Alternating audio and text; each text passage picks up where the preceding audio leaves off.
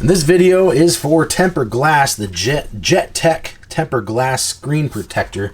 I already put it on this iPad, so the iPad Air 2, Air 1 9.7 is what they'll make them for. But comes with everything that you'll need inside as far as like a cleaning cloth and getting it ready and prepping it, cleaning wipes, anti-dust, dust absorbers, and then also like a squeegee to push out any air spots and things like that.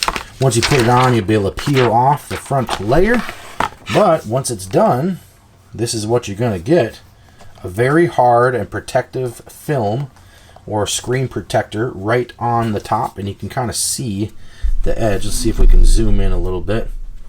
You can see that screen protector right there on the edge sticking up. That's the distance between the home button, and even right there with the camera itself. But you can see that it's super shiny. There's no air bubbles.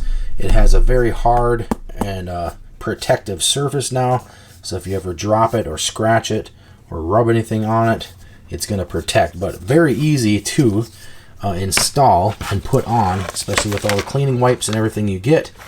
And it's also got these extra linting stickers that you can get off extra dust and lint off of your screen before you are done installing it.